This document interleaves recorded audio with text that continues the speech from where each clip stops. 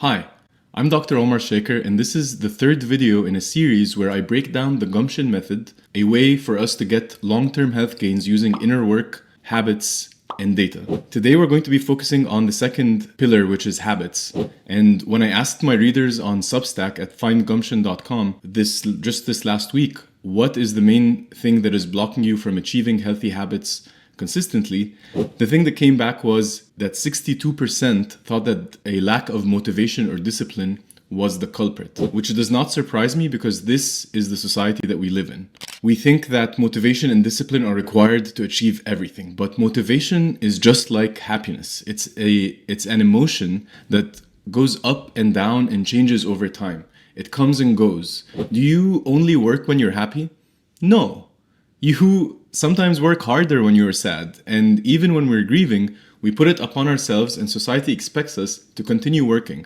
So why is it that we believe that having a healthy life and building healthy habits is only possible when we are motivated? Today, I will show you how to build a simple system that will take you far longer with health habits than motivation alone can take you. So get ready to build some health habits today. Welcome to the Human Recovery Lab, where science-backed ideas meet real human stories about how life's hardest moments can become our healthiest comebacks. Angela Duckworth, the author of Grit, says enthusiasm is common, endurance is rare. And the question that I want to pose to you today is, why do we keep losing steam with healthy habits? When I realized that I was unhealthy in medical school, the first thing that I did was I started trying to improve. And I leveraged my strongest muscles, which are knowledge and sheer will to implement that knowledge.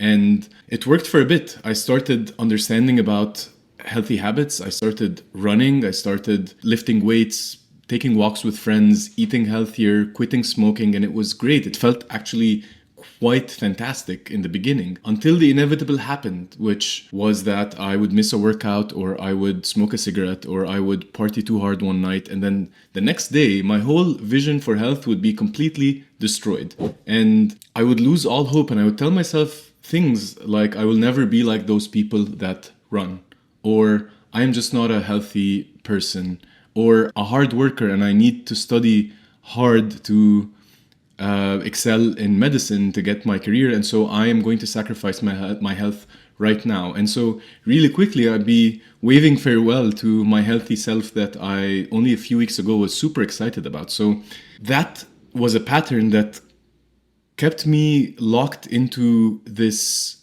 excitement phase and then a deep trough, and I would lose it. And so I wonder if this sounds familiar, because this pattern that I described above continued well into my data consulting career and early 30s. And it was only when I got interested in lifestyle medicine and joined the Functional Medicine Coaching Academy when a facilitator and a health coach asked me one day a question that I'll never forget. And she asked me, who would you be if you are healthy? And what would that person look and feel like? And that question seemed to shift gears in my brain when I realized in that moment that I have been approaching health using the rise and grind method of setting a goal, trying to achieve it, and then I either win or lose. And this is the same problem that I see with a lot of the hyper ambitious people who I coach. They approach health from an all or none state. I'm either training for a marathon or not exercising at all. I'm either trying to become a guru and reach transcendence and enlightenment, or I'm not meditating and not managing stress and approaching life from a very mindless state. I'm either on like a hyper keto diet or any other fad, and trying to do longer intermittent fasting, getting 20 hours, 24 hours, or I'm just eating like shit all the time. And so that got me thinking, what is it that we are missing? And I realized that the answer lies within a chemical called dopamine. What I want you to understand about motivation is that it's driven by a very moody and shifty beast called dopamine.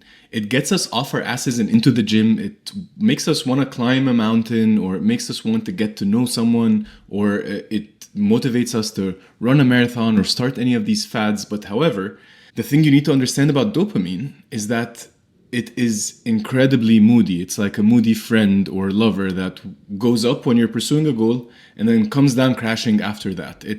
Dopamine is constantly like you going to a party and then going into a hangover if you let it.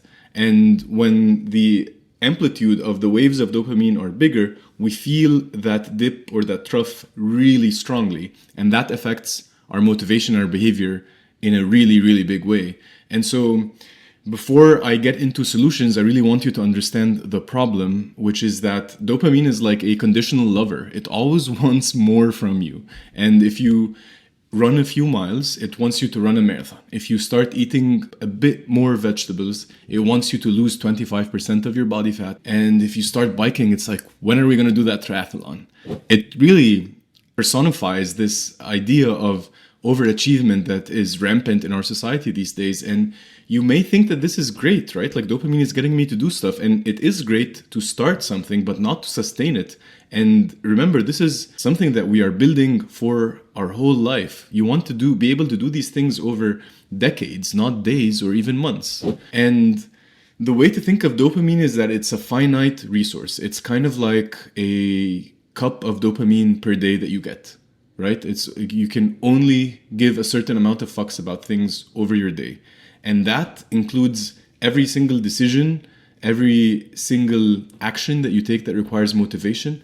And that examples of that are meetings at work, decisions about paying things, buying things, what you're going to wear, what you're going to eat, who you're going to meet, or even what kind of show you're going to watch to turn off your brain after.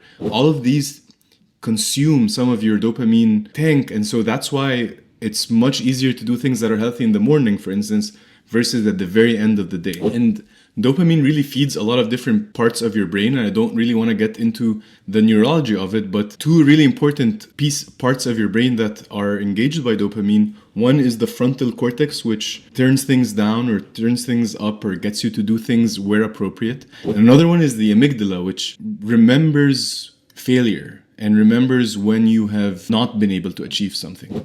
And so by understanding this on a very surface level, you need to start thinking of how you can go beyond motivation when it is about a long-term health habit. So motivation alone cannot sustain habits without a system that is put in place. Think of dopamine like a dictator. It does not want fun and joy. All it cares about is survival and achievement, which are important. But the way society is geared right now is that it leverages all our dopamine for work and economic prosperity. So if you let society run your dopamine reserve, it is going to use everything you have for work. And at the end of the day, after your tank has been depleted, you need to be using whatever fumes are left to motivate yourself to be healthy, creative, spend time with your family, be alert, have fun. All of these things also require some dopamine to get them started. However, we spend some of that dopamine on health, and we're constantly going to be geared towards steering away from them because work challenges us. Work gives us the novelty that dopamine really cares about. However, health, in order to sustain it for a long time, and in order especially to keep on doing these habits, by definition, they become boring and repetitive. And there's only so much you can do to spice it up every day because habits need to be consistent rather than exciting. And so once that happens, dopamine starts shifting its attention to other places. And usually the place that has this challenge is work. And so we stop caring about our long-term health unless it's tied to a big flashy goal that boosts our ego and boosts our motivation and boosts our dopamine every single time. And that's why it's easier to start thinking of doing something big rather than doing it for a long, long time. So the next time you call yourself lazy and fat, know that you're neither that nor are you calling yourself that. You can imagine dopamine sitting right next to you and calling you that because it's feeling low and bored. That's it. So your true self doesn't really need to rely on dopamine, and your true self is actually what you need for long-term consistent health gains. And that's why I started with inner work last time. And habits comes in number 2 because you need to create that identity in order to build a healthy long-term habit. So my last two essays should have helped you create a healthy vision and explore your inner dialogue as far as traumas and health to uncover what is blocking you. And if so, then today you are ready to start creating this new healthy identity. As I described above, motivation and dopamine are great for starting things, but not for sustaining long-term growth. There are other chemicals for that, such as endorphins, serotonin, and oxytocin, that together can get engaged when you start reinforcing your new identity. So, using your vision, start thinking of your future healthy self. What does future you care about? How does future you invest his or her time and money and energy? So when we depend on dopamine and motivation alone for our habits, this is just like putting half of your life savings into some volatile cryptocurrency that's going to tank and is very unlikely to make you rich. So this might be a fun investment, it might be exciting to talk about over dinner, but it's not going to give you long-term gains. To maintain good health, you need to make small and consistent investments over a long period of time that will give you a return in 10, 20, or 30 years. So at some point, these investments become boring and repetitive. Dopamine does not like that. But your sense of identity, however, thrives on that. The more you give it what it needs to reaffirm itself, the more your identity comes online. And that's certainly how I've transformed my health. And that's also, by the way, how I got myself to write a novel, even though my motivation to finish it was up and down for the 4 years that I spent writing it, and I still have at least another year to complete the drafts that I need to publish it. And the thing is, I do my health routine every single day, and every single day I write. And it's not like an uphill battle anymore. While this may look dull for someone that's judging me from the outside, the truth is my inner experience of that is extreme contentment and joy. And the reason for that is that this is deeply aligned with who I am. My routines are aligned with that new identity. And the way I started was through changing the things that I was saying to myself. So, for instance, I stopped saying that I will write a book.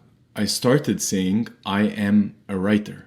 Huge difference, even though that may look very subtle to you. But it took some time and motivation to get there, but after a certain point, it became ingrained in me that I am a writer and I am a healthy person. It does not require much thought or energy anymore, and that is exactly the point behind Atomic Habits, where James Clear described how to look at your health as investments. And so basically the idea is that if you improve 1% every single day, you will become a habit millionaire. And to do that, you need to create a new identity, because otherwise it's going to be an uphill battle forever with dopamine. Stop saying, I will start exercising, and start saying, I'm a person who exercises. Stop saying, I will start a new diet tomorrow, because that's always going to be in the future. No, start saying, I'm a person who appreciates healthy and whole foods, and so on. By investing in this identity and continuing to kind of give a vote to your persona, you will start having the benefit of effortless actions rather than needing to depend on your motivation and dopamine reserve every single time you want to do this healthy action. This identity is like your bank account. So by doing these small investments every day or even multiple times a day, you will start seeing this compounding interest over time. And your new healthy identity is going to be more and more palpable to you. And your transformation will be complete, but it requires you to get through that chasm. So there are 6 areas that you need to think about and start addressing based on your own unique vision. And you need to choose the actions that make most sense to you. I will break down these 6 areas in future essays, but the basics are that you need to exercise. You need to increase your heart rate regularly somehow. You need to eat real food, not packaged food, and you need to eat not too much, and mostly plants. You gotta respect your sleep cycle, one way or another, and you also need to create healthy boundaries and meaningful relationships that support you. And then you also need to metabolize stress in a healthy way. You need to be able to express self-compassion and hold yourself well when you are under a lot of stress, and identify the patterns and be able to regulate the emotions that come up when you are facing stress, because we all face stress and it's impossible not to face it, especially in this day and age. And then lastly, you also need to understand what parts of you are entangled in shame and how that is driving some of your addictive behaviors and patterns. So this is like your portfolio of investments. You need to put a little bit in each one to have like a mixed investment style. However, you can't really tackle all of them at the same time. You need to choose according to your vision which actions are going to get you to where you want to become. Think about it this way. What does this person that you are creating do daily to be healthy? Examples could be eat a lot of protein in the morning, or lifts weights, or connects with friends, or does a 15-minute HIIT exercise every day, or avoids porn, weed, and cigarettes, and sleeps for 7 hours every night. Whichever of these actions makes sense to you based on that vision template that we've created in the first video, once you work on one of these, you will start seeing benefits in others. That's the beauty of habits. They actually work well together. So some of the synergies, for instance, are that if you do not sleep well, you start craving carbs the next day.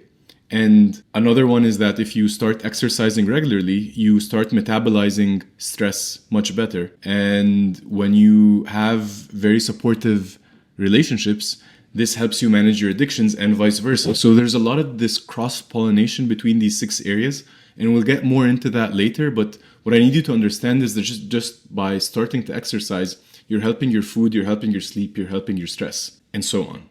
So the whole idea is to identify your top 1 or 2 actions and to fortify and almost baby-proof your life to make sure that you continue doing them when the motivation and when the dopamine drops. And so here's the system that I've created to help you build those habits and cross that chasm of dopamine. And I call that the 3S habit system. And it stands for simplifying the action, streaking the wins, and most importantly, soothing the losses. So this is a way that is guaranteed, and I never use that word lightly, especially not in health, but it's guaranteed to help you build a long-term habit, regardless of what happens.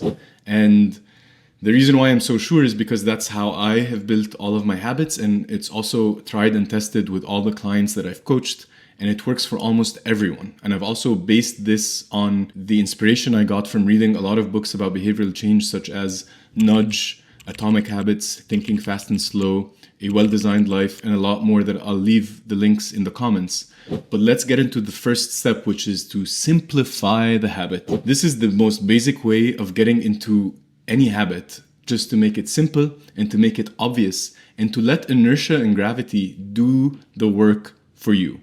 Richard Thaler, the author of Nudge, says, first, never underestimate the power of inertia. Second, that power can be harnessed. Your eyes are literally an extrusion from your brain. I know that's a weird concept, but it's neurologically accurate. Your eyes are part of your central nervous system, but we just needed them outside of our brain to be able to see the world. So this image can really help you make habits simpler for you by essentially being able to see the things that you want to do. When we actually see things, we're more likely to engage with them. So the concept of out of sight, out of mind is actually applicable to habits, not just to people. So if you want to read a book, put it on your coffee table. If you want to go for a run, put your running shoes by the door. If you want to do some yoga or meditation, open the mat before you sleep and put a meditation cushion next to you. When you see things, you're more likely to do them, and the opposite is true. If you do not see things, you're less likely to do them. So this applies to addiction. So the author of A Well-Designed Life lost a lot of weight and stopped eating unhealthy foods by locking up a lot of the cookies in a jar. I quit smoking by removing any stimulus or anything that reminded me of smoking from my environment. And the same for sugar. I removed it completely from my kitchen because otherwise I just can't trust my monkey brain to not want to eat sugar or smoke a cigarette. And so instead of spending my energy and my motivation on stopping myself from doing these things, I remove them so that I need to spend the energy to obtain them. I need to spend energy to go and find the cigarettes, to go and find the sugar. And that changes the game completely. And so, we are just monkeys. You got to accept that sometimes. And here's a way to try it. And then this is especially great if you do not have a morning routine. You can start by basically getting a bottle of water and filling it up at night and then putting it next to you where you can see it when you wake up. And the first thing you do before your email, before the bathroom, before you dig into your phone, before social media, before you find your notifications, is you drink the water. That is, first of all, giving you a signal that your health is more important than anything in your phone. Secondly, you're hydrating yourself, which is great, and I have a whole essay coming up on hydration. And thirdly, this becomes the foundation of a morning routine and a habit, and you can go very far once you've done this one simple step. Now, by doing these steps again, where you make it super easy and visually available for you, you can also do any kind of habit, not just water. But I recommend that you start with water. Step number 2 is to create a streak. It's baffling how much we love this idea of a streak. It's so satisfying for us. And that's, remember that habits feel good in the beginning because it's full of dopamine rushing through our brain, and we're motivated, and it fuels us. But in order for us to keep going for a very long time, we need to almost trick our brain and our dopaminergic system to get through that chasm. So by creating a habit streak of check marks every day, you give your brain a sense of achievement even if you are doing a repetitive thing. So your dopamine stays engaged, because even though it's like, we drank water today, we drank water the next day, we drank water the third day, this is getting boring. However, it looks at the streak and it's like, oh, well, the streak is different though. The streak is novel because we have 3 days in a row. Well, I don't want to break that chain. And so your motivation will continue wanting you to get one streak after the other, while you build this identity in the back end of you being a person who hydrates regularly or who drinks water the first thing that they wake up. I hope you see where this is going. The basic idea is that we are collecting votes for our identity, and we're using as little as possible of the dopamine to get us there. And essentially, every time you do the habit, you're investing $1 into the retirement fund that is your body. So soon, the streak will not matter anymore. And neither will the amount of motivation you have. It does not matter to me to see how many days I write, because I write every day. I want to write every day. I do that as part of who I am. So a streak is the most surefire way to essentially get the dopamine to support you long enough to get to a point where this is ingrained in your identity. Seinfeld used that to become the comedian that he is. I'm using that to become the writer that I am. And sports uses that to keep us hooked on watching all the time. And video games use that to keep us playing all the time. You can use it to sustain your habits. So here's a way to try it. Now, you can build it on any habit, or you can continue with the example of water, which I highly recommend you do if you don't already have a morning routine. And it's basically the idea of documenting every single time and building that chain. So you can do that in a physical calendar if you like tangible things. You can do it on many, many habit apps. The one I like using is called Habit Share, and I use it with friends to continue the streak. And I'm not affiliated with them in any way, but you can find me on it, and we can share habits with one another. So essentially, every day you drink water, you cross it off and you see your streak grow. And ultimately, you can see how many days you have done this consecutively and enjoy the dopamine that you get from that, because that's part of the fun. You get to enjoy this streak, and you'll see that it's very addictive, and it actually helps you continue doing the habit until you miss one time. That is when you need to soothe your failures. So you will inevitably fail at any habit that you do, because you are human. And the idea is that you will always fail, but what you do after failure is what determines your long-term success, which is what counts. And the crazy thing is that shame festers in the dark, as we talked about last video. And the reason people never lose weight, for instance, is that when they break their diet, they shame themselves. And ironically, the way that we deal with shame is food, especially for someone that loves food or has a problem in losing weight. Then they continue feeding that shame with the habit that has led them there. And so it becomes a vicious cycle. And the whole idea behind today's article is that when you miss on a habit because of low dopamine, you have to remind yourself that it is okay. And the way to do that is by addressing what feelings are coming up when you fail. Because again, we are geared towards success at work, but with health habits, it's a different game. So the bad feeling is, again, just your dopamine crashing, right? Because, we failed. have the streak anymore. We're never going to be this. No, that's when you actually need to fortify your identity, and self-soothing becomes much more important than anything else. And so the steps to do self-soothing is that, number one, when you miss drinking water or when you miss any habit and you break the streak, take a moment to notice what you are telling yourself. You can do that with journaling, or you can do that by just taking note of it mentally. And then you want to take stock of every self-shame word or statement that you're telling yourself, like I'm a failure, I will never be healthy, all of that, and turning that into self-kindness. The best way to do that is to imagine a friend of yours comes to you and is like, well, I ran for the past 7 days and I didn't run today. What would you tell them? Would you tell them that they're a loser? No. And if you do, then you have bigger problems. But tell yourself what you would tell a friend. And that is basically how you can practice kindness, that it is okay to fail. And remind yourself that we all break habits. We all get lazy. We all fuck up. This is not just a you problem. And once you start identifying that, you can practice more self-compassion to keep getting back. And the last step of practicing self-compassion is that you gotta get back on your feet the next day. And this is crucial. A lot of people can soothe themselves, but if you just soothe and not take action, then you are missing the critical piece, because it's okay to miss 1 day, but if you miss 2, that's not okay, because if you miss the 3rd day, your habit is gone. So always be aware when you miss the habit to go through that process without shaming yourself, and then get back on it the next day. Get it. So the last thing I want to say is that we can do it. You can do it. I can do it.